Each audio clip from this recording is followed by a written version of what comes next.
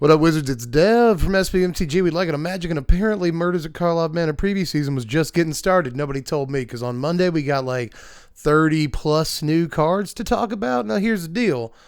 I do have like 3 slides worth of cards to show you to start the video that I don't actually think are very good. If you want to skip past those, go to this time code. Aside from that, I'm not going to waste any more of your time. There's a lot to talk about today. Let's go ahead and get into the cards. Now, if you didn't skip ahead and you're here with me, nice, thanks. Let's take a look at Aliia Assailant, as well as Griffknot Tracker, that's what it's called, and Offender at Large here. Now, Aliia Assailant is 3 mana, 2 and a black for a 3/3 Vampire Rogue, and it enters the battlefield tapped. Boo. It has Disguise, 4 and 2 black. Boo. And when it's turned face up, target opponent loses 3 life and you gain 3 life. Yay. Why did it cost me 6 mana to flip up a 3/3? But Griffknot Tracker is in fact the name of this card. This is 4 mana, 3 and a white for a 3/2 human detective with flying. And when it ETBs, you exile up to 2 target cards from a single graveyard. So, okay, I guess it's a Snapping Drake, 4 mana, 3/2 flyer for limited, but it does extra stuff. That's kind of nice. Maybe you get that big fat juicy thing with a high casting cost out of your opponent's graveyard, and that way they can't collect evidence off of it later in limited. I guess that's something. But Offender at Large is 5 mana. Imagine that's how it talks. It's a 5/4 giant rogue. A giant rogue. A sneaky giant. Huh? That's funny. Anyway, it's got Disguise, 4 and a red. And when it ETBs, or when it's turned face up to 1 target creature, it gets +2/+0 till end of turn. So it's kind of neat that its Disguise cost is the exact same as its mana cost. But aside from that, there's nothing like super noteworthy on this. I guess it's a big old body and limited, and those will win you the game sometimes. But let's look at Farm Morp along with Caught Red-Handed. Nice. And Rift Burst Hellion. Now, Farm Morp is 4 mana, 3 and a black for a 3/4 insect, and whenever 1 or more creature cards leave your graveyard, Farm Morp gets +1/+0 and gains menace and lifelink till end of turn. So obviously this is meant to go with collect evidence in limited, and that's kind of neat. It also works with like anything that takes cards out of your graveyard. So that's kind of cool. We've already seen a couple of like lower rarity cards that'll allow you to return cards from your graveyard to your hand in this limited environment. So it'll work with those too. It's just a neat little dude, and that's probably about as far as it goes. I guess technically there's probably like a super convoluted combo where you just like 1 by 1 use some sort of free effect to exile cards from your graveyard, and then suddenly this dude gets huge and attacks or whatever, but it's probably not going to rule standard anytime soon. A Caught Red-Handed is the on-theme name of the day. This is 5 mana, 4 and a red for an instant that can't be countered. I like the reminder text here. This includes by the ward ability. Yes, it does. Gain control of target creature until end of turn. Untap that creature. It gains haste till end of turn. And then you suspect it. I don't know why I fumbled that line. I've read it a billion times in my life. Hey, it's this spell for the set, only it costs kind of way too much mana. It costs so much mana, man, but still, it's nice. You get to suspect the thing, so that means when your opponent gets it back, it can't block. That's kind of neat. Also, I do like, again, I just want to point out the reminder text here. Are you going to put this on every card from now on with this can't be countered ability, or is it just because we're in a set where all the face down guys have wards, so you just want to remind people of that? Either way, I kind of like the reminder text. Now, Rift Burst Hellion is just a big, mean guy. He's 7 mana, 5 in red and green for a 6/7 reach. It also has Disguise, 4 and then 2 Gruul hybrids. So I guess it's so long as you're willing to pay him in installments, you're technically paying 9 mana for him in total if you disguise him and then flip him up, but still 6 mana on the turn that you do it for your 6/7 reach. Okay, it's not bad. He's a huge man. This is like maybe the biggest like lower rarity dude that we've seen PT wise, so I guess that's relevant in some way, but otherwise, just like I said, big mean guy. I probably should have just left it at that. Let's move it along, sir, to eliminate the impossible. Agency Outfitter and Torch the Witness here. Jeez, man, violent. But so we're going to eliminate the impossible first. This is 2 mana, 1 and a blue for an instant. Investigate. Creatures your opponents control get -2/-0 till end of turn. If any of those creatures are suspected, they're no longer suspected. Okay, it's not super great. I mean, I guess it's going to stop one of your opponent's combat steps. Not completely, but at least some, and it might even allow you to kind of blow them out if you can align up some blocks or whatever. So it's not terrible, and at the very least it investigates. It's almost the same thing. It investigates for just 2 mana at instant speed, so it could be worse.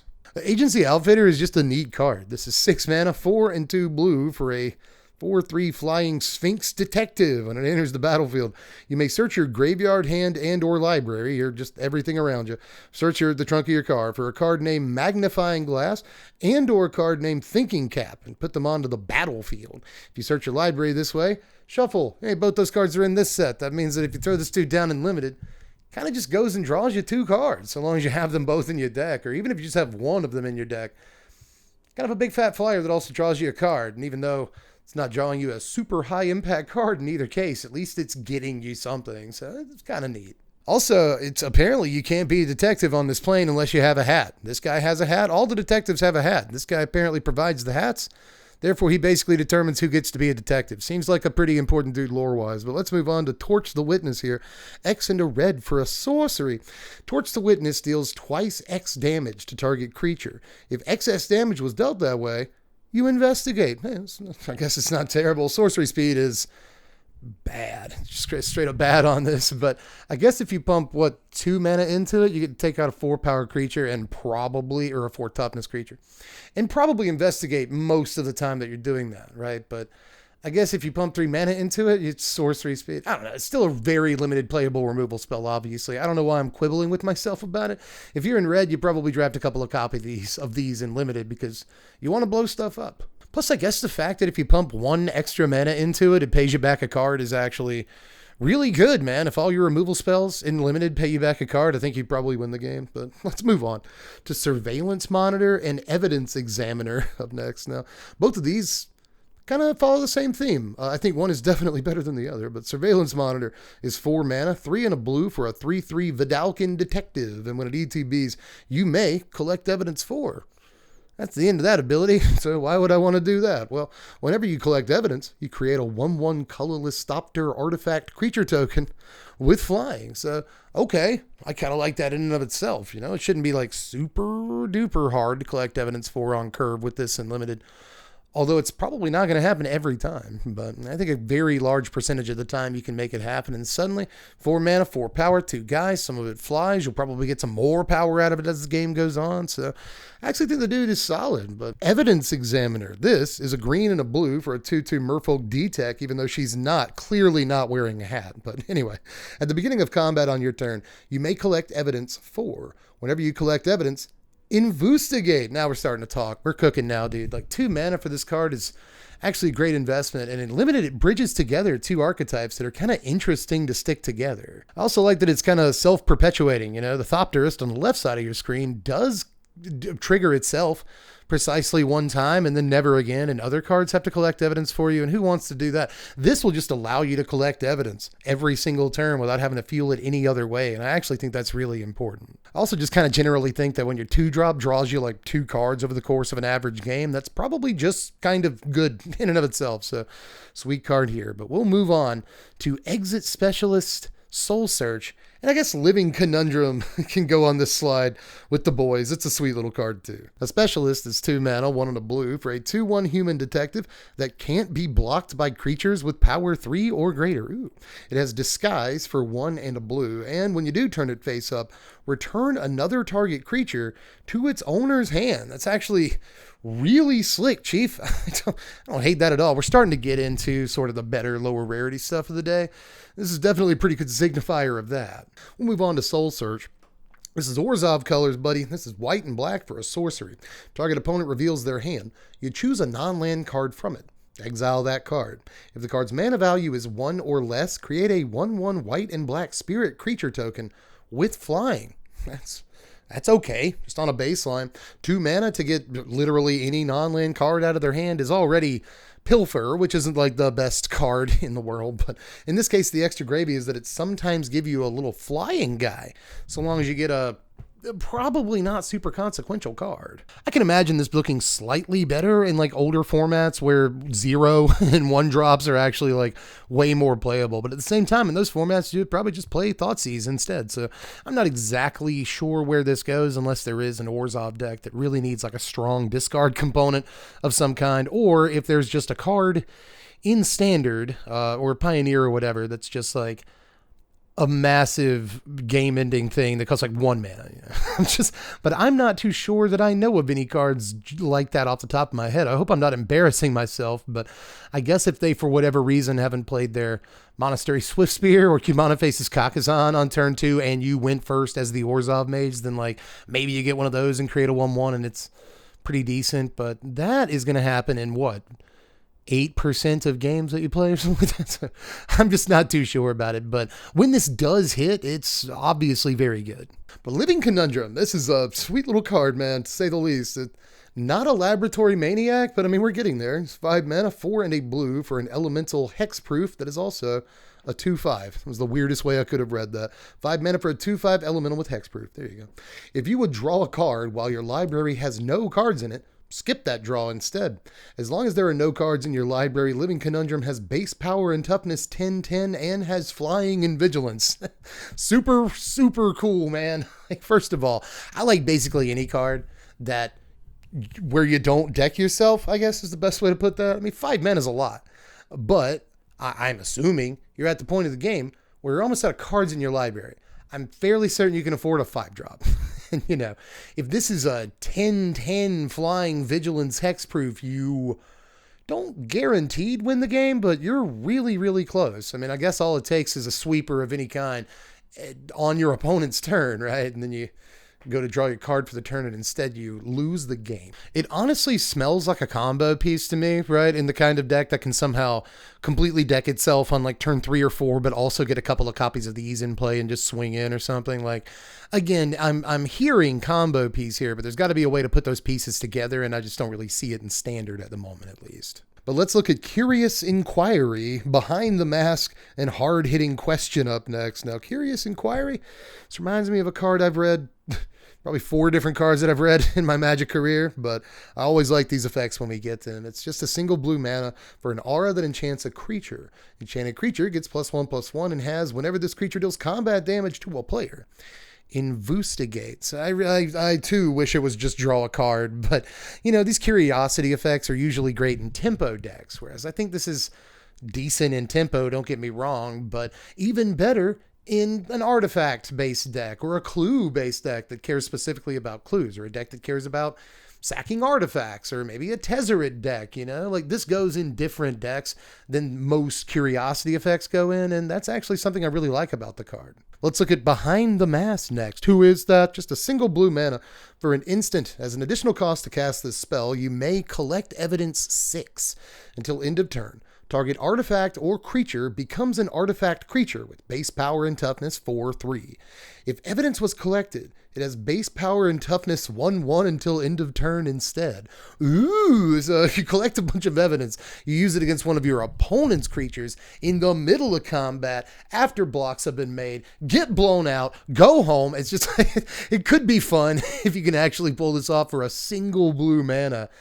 Maybe it's okay. You know, 1 for like a Frogify effect, add instant speed, get killed. So maybe that's fine. But at the same time, you can use it on your own creatures in combat without collecting evidence and suddenly blow out your opponent that way, especially in terms of this limited environment specifically. You know, if 2, face down guys run up against each other, then suddenly, boom, make my dude a 4/3, get wrecked. So, I think this might actually be a little more worth including in your limited decks than it might first appear. I just like the idea of removal that you can cast like 2 different ways in multiple different situations depending on the game state. Just a really interesting card in terms of the design. And again, you can blow your opponent out in a bunch of ways with this thing. So I don't know, man. Looks all right to me. But Hard-Hitting Question is up next. Speaking of removal, but not removal this time, and just normal old removal. It's a single green mana for a sorcery. Target creature you control deals damage equal to its power to target creature or planeswalker you don't control. Is this the best Prey Upon of all time? Could it be? Or is that still Blizzard Brawl? I'm not actually sure if Blizzard Brawl beats this all in all. This can hit planeswalkers, and unlike a card like Prey Upon, it is a bite effect, not a fight effect, which is like this massive difference. So I think this might actually be like somewhat standard playable, especially considering some of the like mono green ain't looking too bad recently. That's all I'm going to say, especially with some of the stuff we see in this set. Mono green might make a comeback, man. If it does, this is a pretty nice little piece of removal. A single mana for your big guy to kill almost anything on the table, I think is great. And again, it being a bite instead of a fight is like massively relevant. This is a good card. My only gripe, I guess, if I have one, is that like one of the best looking, at least to my mind, like bite effects that we've ever had is a question. It's an interrogative. You know what I mean? Okay, like you're telling me that like Blizzard Brawl, Prey Upon, all these 1-mana fight effects, even the 2-mana ones, like Rabid Bite or something. You're telling me that this hurts worse than a rabid bite. It's better. It's better than going like right on somebody's arm like he's doing a rabid bite. Like I don't believe that. I don't believe that just asking a dude a question is equivalent to dealing damage equal to your power. I'm just not, flavorfully, I'm not getting it. But either way, let's move on. Please, to cease and desist. I cannot believe they had the stones to name a card this, but it's a pretty good Magic card. Cease is 1 and a Golgari hybrid. For an instant, exile up to 2 target cards from a single graveyard. Target player gains 2 life and draws a card. All right. Desist, on the other end, is 6 mana, 4 and then 2 Selesnya hybrids for a sorcery. Destroy all artifacts and enchantments. Pretty good. I will say again, though, it's really nice for the WotC legal team to give us one out of their own spell book. You know, they've had to use this one a couple times this year. They didn't have to, but they sure did. But anyway, destroy all artifacts and enchantments is obviously a pretty good mode for a card to have. But in the meantime, this 2 mana gain 2 draw cards. So it's kind of revitalized. It also messes around in graveyards and stuff. So that's pretty cool. Revitalized, but Golgari, it's fine. Instant speed, I'll definitely take. I've been kind of gesturing towards an Abzan control deck a couple of times in this season already, so I could definitely see this being a part of it too. I just altogether think it's sweet. Now that Abzan control deck is probably going to play some enchantments at the very least that it doesn't want to blow up, but obviously you find yourself in the right situation, you will play this half of the card. So altogether, it's obviously good, and it's probably got some commander life ahead of it. But up next, we are at my favorite lower rarity cards of the day, everybody. So I guess time code skippers too. Hey, everybody, how you doing? Glad to see you on the other side. Now let's look at Frantic Scapegoat. I'm sorry, I can't say the name of this card without laughing. In Case of the Gateway Express. First here. Now, Frantic Scapegoat is a single red mana for a 1/1 goat with haste, and when he enters the battlefield, you suspect it. Okay. Whenever one or more other creatures enter the battlefield under your control, if Scapegoat is suspected, you may suspect one of the other creatures. If you do, Frantic Scapegoat is no longer suspected. So I love the flavor on this, and I love the art. I love that it's just a goat like freaking out, like running down the street. There's something really, really funny about this concept to me, and also kind of heartbreaking at the same time. It strikes a good balance, but it's also like kind of an incredible Raging Goblin, like one of the better Raging Goblins I've kind of ever seen. A 1 mana 1/1 haste is not good. It's not good in and of itself. It's not like the worst thing in the world either. So I also like that this one just kind of has built-in menace on it. 1 mana 1/1 menace haste. Now we're starting to talk, everybody. What if my opponent plays 2 creatures on turn 1? What am I, I got to get in, but this guy can actually get in for like, 3-4 turns, maybe even more some of the time, because like he's got menace. It's actually really, really sweet. But maybe if you play a bigger man that you would rather have menace, you can just do that. So I actually think this dude is like borderline mono red aggro playable, but probably not quite, sadly. But I don't know, man. I don't know. All I'm saying is this could lead to some pretty nice little plays once you do play your Squee or your Thundering Raiju or your Godric or whatever. Them having menace that all sounds pretty sick to me. So I like this card. I think it's hilarious. And again, just that little bit heartbreaking, which really adds a lot for me. I almost missed a trick there. I have to go back now and say like, when it comes to Raging Goblins, this might be the goat. There, I did it. Anyway, let's look at Case of the Gateway Express. I don't know why I say all the cases that way. I just like it. I feel like the intro to a podcast or something. Case of the Gateway Express. This is 2 mana, 1 and a white. And when it enters the battlefield, choose target creature you don't control. Each creature you do control deals 1 damage to that creature. There's gang tackle the guy. To solve the case, 3 or more creatures attack this turn. And when you solve it, creatures you control get +1/+0. Neat. super duper neat. So I think this is actually kind of halfway decent in like an aggro deck. You know, you get like a removal spell that's also an anthem effect and doesn't really cost you that much to play in the first place. It might end up being like potentially halfway decent in like a green-white enchantments deck or something like that. But I don't know. I'm not sure that it goes too far out of limited. And in limited, I think it's a really sweet card. But you know, if you actually can get this to pop off in your standard aggro deck, and I don't think it's too hard to make that work, then suddenly the Anthem effect is a nice little payoff. So I think it's a well-designed card. But up next, let's look at my two favorite lower rarity cards of the day here. And one's a green uncommon, and one's a green common. I'm telling you, green's making a comeback this set. Don't call it a comeback.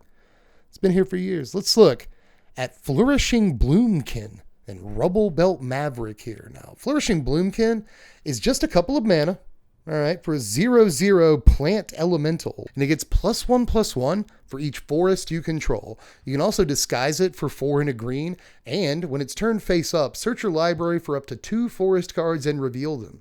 Put one of them into the battlefield, onto the battlefield tapped, and the other into your hand, then shuffle. So they have mashed up People of the Woods, which is a cool card. I like the dark, with like Kadama's Reach or like a Cultivate or something. It just costs a lot of mana, but I wouldn't count this out of seeing like standard play or play in some other format, right? Like, I don't know if it's good enough for like mono green Devotion and Pioneer or whatever, but I do think that just 2 mana, like just a reprint, a straight up reprint of People of the Woods in 2024 is like almost playable, especially considering we have tri-lands with the forest subtype, or the forest type rather. We have dual lands in this set with the forest type. We actually have other dual lands in standard that come into play tapped all the time, but they also too have the forest type. So there's plenty of duals this can go grab if you do decide to flip it up off of disguise.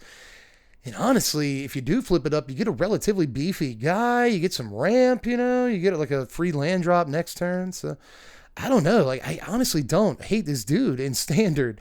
Even if all you really do with him is like play him in your mono green deck as a 2 mana, you know, 4/4, which is what he's going to be on turn 4, or even turn 3. You know, we just got a glimpse of the core in one of these last sets. It's like almost a reprint of Rampant Growth. It just goes and gets a forest, throws it on the table. Seems pretty good with this dude, right? So I don't know, man. Like alongside land ramp and stuff, you can get this guy up to a 5/5 on turn 3 or 4, like relatively easily. But Rubble Belt Maverick might just be like kind of one of my favorite cards in this set. I do like dorky little 1-drops, and this is a good one.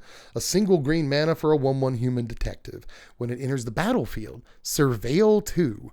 It could stop right there and I would play it, but it does more stuff. It's just a single green mana to exile it from your graveyard and put a +1/+1 counter on target creature.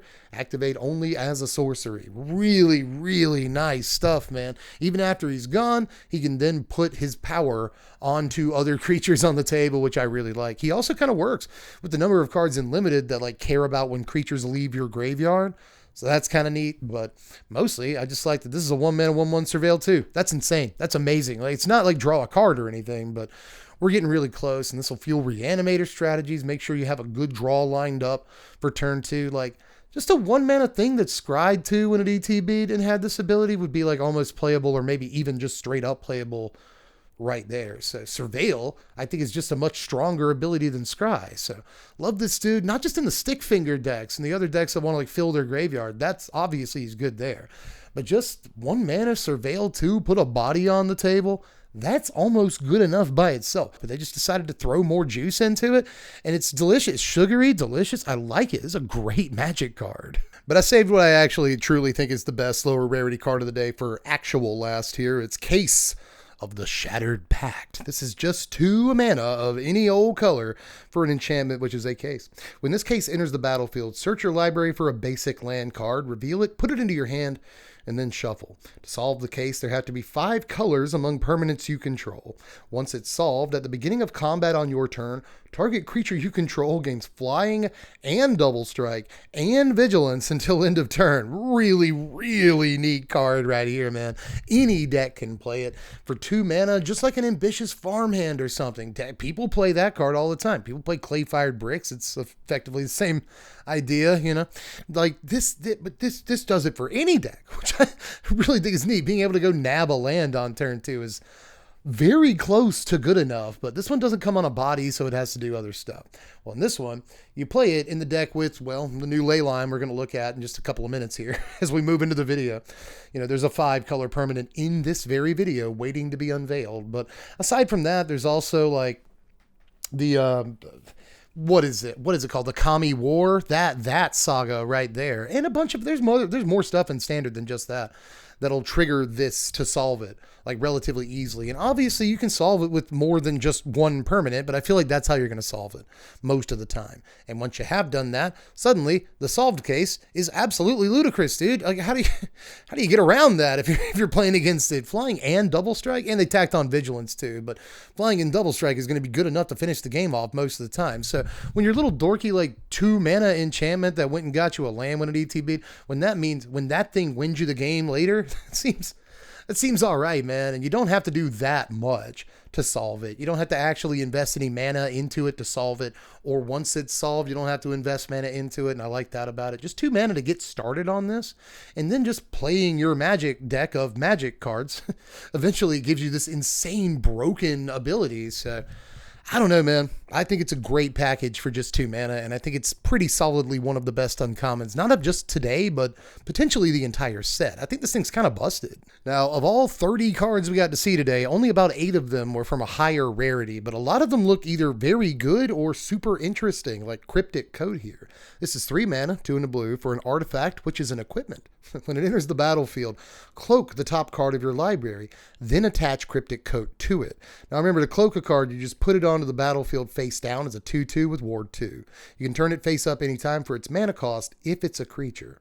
Now the equipped creature with Cryptic Coat gets +1/+0 and cannot be blocked. Also, you can pay 1 on the blue and return Cryptic Coat to its owner's hand, which is kind of neat. You can just keep returning it to your hand and cloaking cards from the top of your library, which is awesome. And then once you do hit a decent creature, you can turn it up for its disguise cost or for its mana cost, and then just get in unblockable with a little extra power boost, which is sweet. So altogether, I think the card is not quite there or anything. 3 mana is a bit much, but I do think it's a cool package. You know, I don't think it's completely broken and limited or anything, but I see why they had to make it a rare. Just really interesting design on this. My only real gripe with this, and I've just kind of noticed this problem with it, is that let's say I play a big guy out of my hand, face up onto the table. There's no real way to get the coat onto that guy, which is a little bit silly. So next, let's take a look at Conspiracy Unraveler. This is 7 mana, 5 and 2 blue for a 6/6 Sphinx Detective with flying.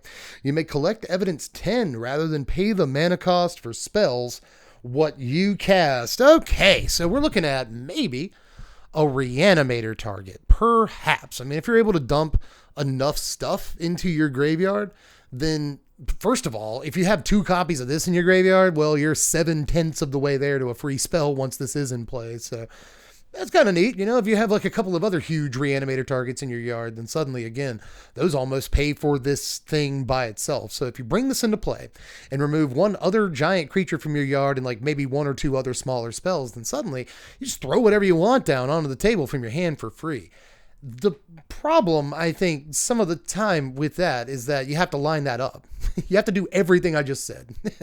It's easier said than done. You have to have 1 of these in your yard, plus another huge creature, plus more stuff if you want to actually collect evidence and play free spells. And you have to have something worth playing for free the turn that you actually get this. So sometimes, I understand, this is going to, you know, on turn 4 or 5, if you're able to mill yourself enough, you can get this with a Reanimator spell, throw it onto the table, you know, collect evidence and throw the Ajani from your hand down, and that's going to feel great. But I'm not sure how often you're A, going to pull that off, and B, you shouldn't just, maybe you should just play the Atalis and the Atraxes and stuff instead and like not really worry about this guy. Like in your Reanimator deck, maybe this is just a 1-up, but I'm not sure that it's good enough to be really in your Reanimator deck. I think as far as 7 mana blue dudes go, I might just rather play Hullbreaker Horror in Reanimator decks, but still, this is obviously meant mostly to be a Reanimator target. And I also should point out the thing that I like about it the most, which is that ultimately if you do get this on the table, whether it's through ramp or shenanigans or Reanimator or whatever, then as long as you have the stuff in your yard, you can immediately get some value out of it, which I think is pretty good, you know? So ultimately, I can't grade the card like too highly, but I do think it's an A, interesting reanimator target, which is very high praise, mind you. And B, I think it's worth at least testing with to make sure that it's as mid as I think it is. But I do think as a reanimator target, it definitely exists. It's in the conversation, and that's saying a lot. Now next, let's take a look at Lamplight Phoenix. 3 mana, 1 and 2 red for a 3/3 Phoenix with flying. And when it dies, you may exile it and collect evidence 4. If you do, return Phoenix to the battlefield tapped. That's pretty good, man. I'm pretty sure Squee is probably the better card for this kind of thing in standard, but I might be wrong. The difference is Squee has haste. If this had haste, I think it would just be day one standard banger, you know what I mean? But instead, you could either play Squee or you could play Godric or something like that in your deck, and I think these are probably stronger cards than a guy like this. You have to have the forecasting cost stuff in your yard when it dies in the first place. And if you play it on turn 3 and your opponent immediately murks it, you're probably not going to have those things in your yard. And then you can never bring it back. You know, it's also going in your aggro deck. So most of the stuff in your graveyard is going to be like 1 or 2 cost. So it takes like 3 or 4 cards to actually get this back on the table. So you have to consider that too. The decks this goes in aren't going to have like 3 and 4 drops galore to help get this out of your yard when it does die. So I guess there's that. Ultimately, I do think it's a pretty good card, but just very sadly not quite there. Again, I think haste would have basically made this card a cinch, but the lack of it means that it's going to have to fight hard to be a standard relevant card. I think, these are all my opinions, but I'm fairly certain on this one. But that's what they all say, right? We got 5 more rares and mythics and such to look at today, and this is where I think we take a relatively steep step up in terms of quality here. Let's take a look at Doorkeeper Thra next. This is 2 mana, 1 and a white for a 1/2 Thra with flash and flying. Artifacts and creatures entering the battlefield don't cause abilities to trigger. Now, first of all, I don't want this to be lost on us. Thra. Nice. You don't see a whole lot of Thralls anymore, you know? I mean, we've seen a bunch of Thralls since Fallen Empires or whatever, but I started with Fallen Empires, so the creature type means a lot to me is all I'm saying. But let's get off of that and talk about how it's Hushbringer. Not really, you know. Hushbringer, first of all, has lifelink, and B, cares about creatures dying and stuff, and this doesn't care about creatures dying, but it does care about artifacts instead. And that's kind of an enormous freaking deal. I think it's just like obviously a commander playable card if nothing else, but I think there's way more than that. It's a sideboard playable card in standard and just in the right decks. I mean, I don't think we're building a Thrall deck in standard anytime soon, but there's going to be plenty of like mono white decks that'll actually want to play a card like this, potentially in the main deck, but almost certainly in the sideboard. This is always a strong card when we see it. Although sometimes it's not as strong as we want it to be. Like Hushbringer didn't see all the standard play outside of like Clackbridge troll memes, you know, but it would be in boards every now and again. Same thing with Stern Proctor.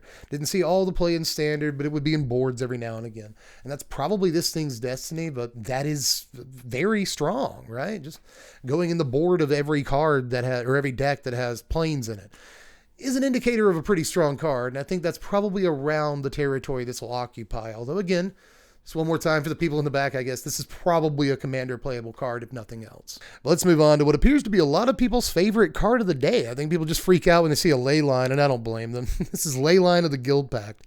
And it's really going to test my skills as a preview presenter. This funky mana cost here. It's a Selesnya hybrid, a Simic hybrid, a Golgari hybrid, and a Gruul hybrid. And of course, if you're keeping score here, that means you can just pay 4 green for this card, or like any number of combinations. But it's an enchantment, and of course, it is a Leyline. It follows the Leyline rule. If it's in your opening hand, you can begin the game with it on the table. It's pretty great. But each non-land permanent you control is all colors, and lands you control are every basic land type, in addition to their other types for free. That's great. If I can just slap that on the table when the game starts and be like, all right, I guess it doesn't really matter what lands I play for the rest of the game. Like that feels great. On the other hand, if you have to pay 4 mana for it, it's pretty bad.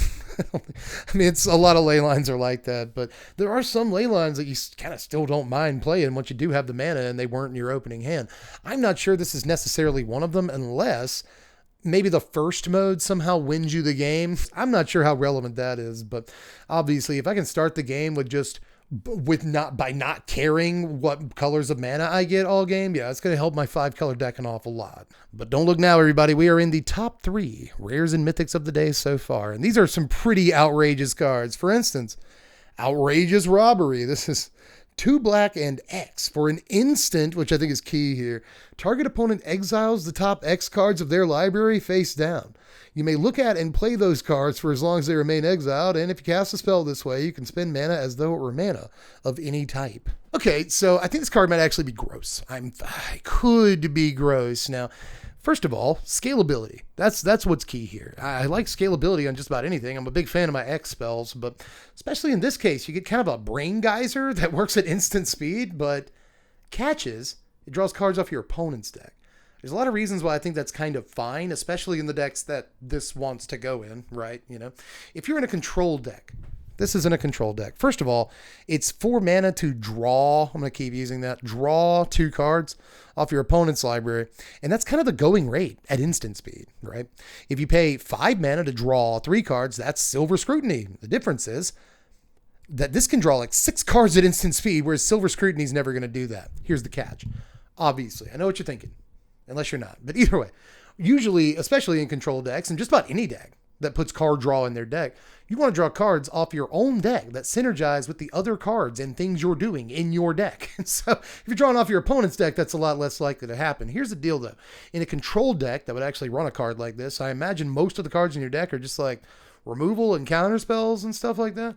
Whereas your opponent might actually be more likely to be playing stuff you can finish the game with. So that's kind of an argument for this card. Once you need your finisher, just bing, bang, boom. You can also just literally finish them with this if you have enough mana. You know, effectively infinite mana. You can finish them with this by just like obliterating their library with it, which I think is kind of funny. So that might be a thing you do with it in Commander, right? Or it might be a thing you do with it in Standard, in like the Simic Cauldron deck, where you make infinite mana anyway, you're looking for a win condition. If this isn't your win condition in the moment, it can draw you more cards, help keep you in the game, whatever. But once you do have your infinite mana set up, you can just completely just demolish their whole library in one go, which is a fun way to win the game. I don't think it ends up in that deck, but I do think this card has multiple applications in multiple kinds of decks, and if nothing else, a sort of blue-black control deck might really like the ability to kind of just draw 5 cards for 7 mana at the end of your opponent's turn. But let's have ourselves a look at Forensic Engineer up next. This is 3 mana, 2 and a blue for a 2/3 Vidalcan Artificer Detective. Whenever you cast an artifact spell, investigate. That is delicious text. Activated abilities of artifacts you control cost 1 less to activate. This effect can't reduce the mana in that cost to less than 1 mana. I feel like they kind of copped out at the end, you know? I've seen this before where, you know, it can't reduce the effect to less than 0 mana. That's a thing that's been printed, but it can't go below 1. So basically this says all of your clues cost 1 to activate, but all of your blood tokens and map tokens still cost 1 to activate, which is lame, I think is the word I'm kind of looking for. But still, you know, activating your stuff for 1 less is always good. There's plenty of stuff that activates for a buttload of mana, so you'll always be happy with that cost reduction. But obviously, the part about this card that I'm kind of stoked about is like whenever you cast an artifact, get another artifact. It's just kind of busted. Again, it looks mostly like a commander card to me, but I can be excited about commander cards. I can. I like building commander decks a lot. I like playing the odd game of commander every now and again, you know? So just looks like a really sweet dude, man. Cast an artifact, investigate is undoubtedly like a pretty extremely good line of text, at least to my mind. But my favorite card of the day so far might actually shock you a little bit. It's Case of the Neglected Feast. This is a single white mana for an enchantment, which is a case. Whenever a creature enters the battlefield under your control, you gain 1 life. To solve this case, you've gained 5 or more life this turn, and once it's solved, you can sacrifice it, and suddenly, creature cards in your graveyard gain, you may cast this card from your graveyard until end of turn. 1 mana Yawgmoth's Will for creatures. We did it, boys. That's a 1 mana Yawgmoth's Will for creatures. Everyone's like, oh, it's a Soul Warden. That's pretty good. It's like a Lunarch veteran. No, it's a Yawgmoth's Will for creatures. Is what this actually is for a single mana. So I know you have to gain the 5 life to solve it, which seems hard, but isn't. I'm just going to tell you right now, it's actually not too hard. Especially when you have this in play to begin with, and like any lifelink creature, there's multiple spells that do other stuff besides just gain you the life, but also gain you the life. I'm pretty sure that if you cast like a Sunset Revelry and you get the 2 guys and gain the life, then you've just flipped this over on turn. You didn't flip it over. You solved it on turn 2. So fine. There's a lot of cool stuff about if you cast this. Yeah, that actually works. You cast this on turn 1, say go, your opponent casts a creature. And then on turn 2, you cast Sunset Revelry. Solved. So it's actually sexy. That's really good. But there's obviously multiple other ways. We got like Steel Seraph and Resplendent Archangel and like all kinds of stuff. Is it just Resplendent Angel? It's one or the other. But we have lots of ways to gain life in this format right now. So I'm just not too worried about like how hard, quote unquote, it looks to solve this. I think you can solve it fairly easily. And by the way, if you never solve it, it's just like a difficult to interact with Soul Warden. Don't you want? It's an Ajani's Welcome. It's just like a strictly better Ajani's Welcome. Is it not just a strictly better Ajani's Welcome? Let me look it up real quick. Yeah, whenever a creature enters the battlefield under your control, you gain 1 life. And that's all the card does. So strictly better, literally, strictly better Ajani's Welcome is probably at least worth mentioning. But again, I am really into the reanimation half of this, especially given that a lot of your creatures are going to cost like just a couple of mana to play in the first place. Or maybe you pop this case and you get your extraction specialist back from your graveyard and that gets something else back from your graveyard and just like chain reaction. I don't know, man. Even if you pop this and you only have like 5 mana to spend that turn, that's like 3 dudes back from your graveyard if you're doing it right. It's at least like 2 guys back. So I don't know, man. I think this is amazing sweeper protection. I know we're in a Sunfall standard, so this isn't as good as I know that. I wish we had more just straight up sweepers in standard this could be good against, but Sunfall does make this slightly worse. All that said, this is decent sweeper protection. It's decent just playing magic protection. They target your guys with removal. Dudes die in combat. Suddenly, if you gain 5 whole life, just 5 life, you can replay those dudes. So what I'm actually seeing here is a 1 mana investment that gains you like 6 life over the course of the game, if not probably way more than that. And then also draws you like 2 or 3 cards late in the game, again, for your 1 mana investment. How is this not like one of the most busted cards in the set? How come we're not all talking about this today? It just seems crazy to me. Am I the one nuts? Am I being gaslit here? Or am I just like way off on the evaluation of this thing? Because I actually think it is half broken, like not quite actually broken, but like we're getting there. I gotta stop talking about this card because we've already talked about 30 plus cards today, and we're at least, this has to be a 45-minute video, which I apologize for profusely. And don't tell me in the comments like, oh, don't apologize, we love it. Not everybody does, okay? I think that a lot of people would prefer these be 20-minute videos, but I honestly don't know how I talk about 32 cards in 20 minutes and read them all. It's a tough sell. But either way, hope you enjoyed yourself. That's all I'm going to say. Just let me know like how on or off base my takes were in this video. I'm pretty sure I had a couple of weird ones, and you'll let me know. You always do, and I respect you for that. Aside from that, just do all the YouTube stuff on your way out. Hit the like button, helps the video get around to more people. Subscribe to the channel if you haven't done it yet. I think last I checked, we only need 7 people to subscribe to get to like the next 100 subscribers, So if you haven't done it yet, click the sub button. It'll really help. And aside from that, the most help you can possibly give me is checking out that Patreon. Link in the description. Just $1 a month is all I ask for. You'll be able to vote on what content we do in this upcoming season, from deck techs to top 10s to all kinds of other stuff, video essays, blah, blah. So if you want to say in how we do things around here, it's just $1 a month to heavily support the channel more than you can possibly imagine. So anyway, whether you do it or not, I'm just glad that you're here. Thanks for watching, everybody. I am Dev from The Place. Thanks for watching, Wizards. Spread love and be kind.